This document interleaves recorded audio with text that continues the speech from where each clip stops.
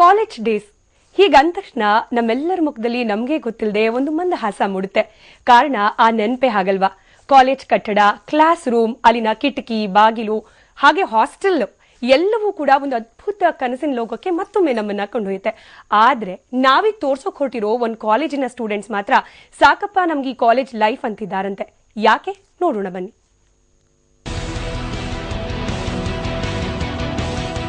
ಬೇಕೇ ಬೇಕು, ನ್ಯಾಯ ಬೇಕು ಅಂತ ಕೂಗ್ತಾ ಇರುವ ವಿದ್ಯಾರ್ಥಿಗಳು, ಸುಣ್ಣ ಬಣ್ಣ ಕಾಣದ ಗೋಡೆಗಳು, ಪುಡಿ ಪುಡಿಯಾಗಿರುವ ಗಾಜಿನ ಕಿಟಕಿಗಳು, ಕಾಲೇಜು ಸುತ್ತಮುತ್ತ ಎಲ್ಲಂದ್ರಲ್ಲಿ ಬರೀ ಕಸ.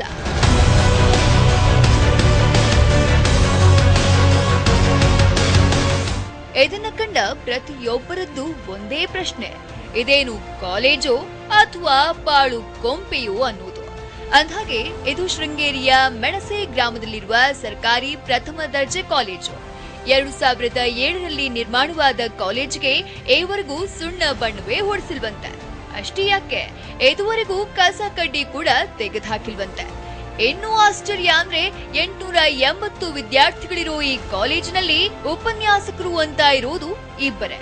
ಇನ್ನುಳಿದವರೆಲ್ಲ ಅತಿಥಿ ಉಪನ್ಯಾಸಕರು. ಕಾಲೇಜ್ ಇದೆ, ಆದ್ರೆ ವಿದ್ಯಾರ್ಥಿಗಳಿಗೆ ಯಾವುದೇ ಮೂಲಸೌಕರ್ಯಗಳಿಲ್ಲ.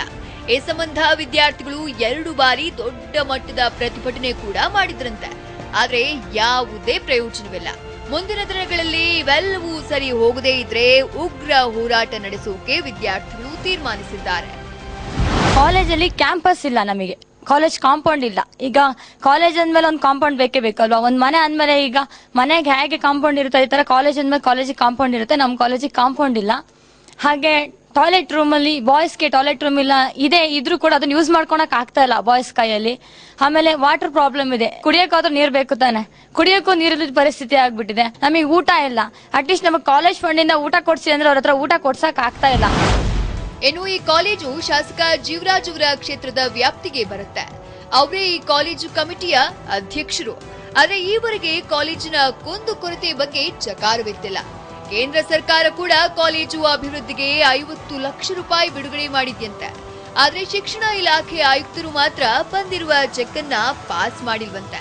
ಈ ಬಗ್ಗೆ ಜಿಲ್ಲಾ ಪಂಚಾಯತ್ ಸದಸ್ಯರನ್ನ ಕೇಳಿದ್ರೆ ಇದರಲ್ಲೂ ರಾಜಕೀಯದ ಮಾತುಗಳನ್ನಾಡ್ತಾರೆ.